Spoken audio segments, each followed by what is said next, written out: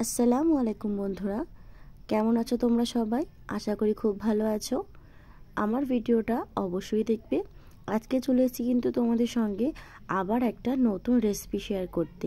আজকে বাজারে চুনো মাছ উঠেছিল, তো আমার আব্বু এখানে চুনো মাছ কিনে নিয়ে এসেছে। আজকে তোমাদের সঙ্গে শেয়ার করব। তোমরা চুনো মাছের বাটি চচ্চড়ি অনেকেই খেয়েছো বা চুনো মাছের চচ্চড়ি খেয়েছো, ভাজা খেয়েছো। আজকে আমার মা যে রান্নাটা করবে চুনো মাছের হাত ঘষা সর্ষে বাটা দিয়ে, সেটাই তোমাদের সঙ্গে শেয়ার করব। ভিডিওটি না টেনে পুরোপুরিভাবে দেখতে থাকো।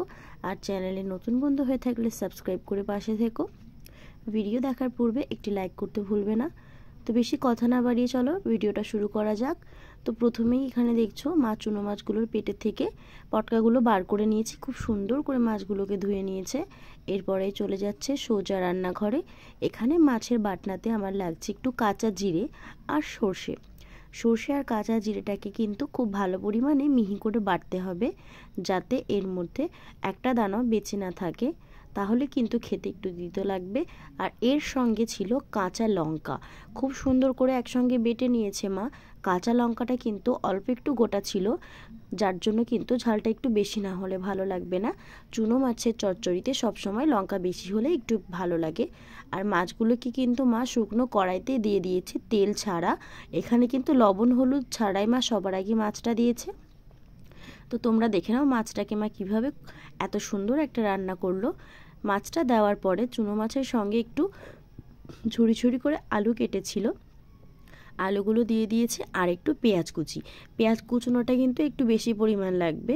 যতটা পেঁয়াজ দেবে রান্নাটা কিন্তু ততই বেশি সুস্বাদু হবে।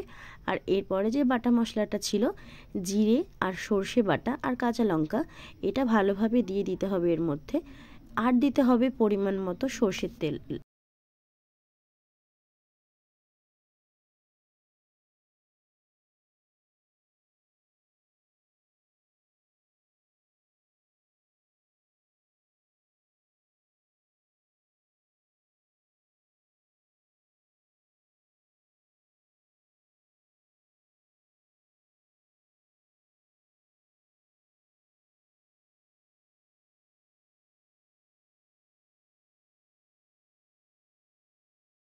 তোমরা যতটা তেল রান্নাতে ব্যবহার করতে চাও এখানে কিন্তু ততটা তেলই দিতে হবে। আর এখানে স্বাদ মতো হলুদ আর লবণ দিয়ে দিতে হবে, দিয়ে ভালো করে ম্যারিনেট করতে হবে প্রায় 5 থেকে 6 মিনিট। তোমরা যতক্ষণ ধরে মাছটাকে এইভাবে মশলা দিয়ে মাখিয়ে একটু নরম করবে, মাছটা কিন্তু খেতে ততটাই ভালো লাগবে। তোমরা যারা আমার ভিডিওটা রেগুলার দেখো তাদেরকে অনেক অনেক থ্যাংক ইউ। এইভাবেই আমার পাশে থেকো, রেগুলার আমার ভিডিও দেখার জন্য অনেক অনেক ধন্যবাদ। আর যারা এখনও চ্যানেলটি সাবস্ক্রাইব করেনি অবশ্যই সাবস্ক্রাইব করে নেবে নিত্য নতুন রান্নার ভিডিও দেখার জন্যে। আমাকে কমেন্ট করে জানিও রান্নাটা কেমন লাগলো। অবশ্যই আমাকে জানাবে তোমরা নতুন কোনো রেসিপি দেখতে চাও কিনা, আমি তোমাদের সঙ্গে শেয়ার করার চেষ্টা করব। এরপরে একটু বাটনার যে পানিটা ছিল সেটা মাছের মধ্যে দিয়ে দিতে হবে। এখনও কিন্তু রান্নাটা শেষ হয়নি। মাছের মধ্যে দিয়ে দেওয়ার পরে এখানে উনুনে মা বসিয়ে দিয়েছে, দেওয়ার পরে জালটা শুরু করে দিয়েছে।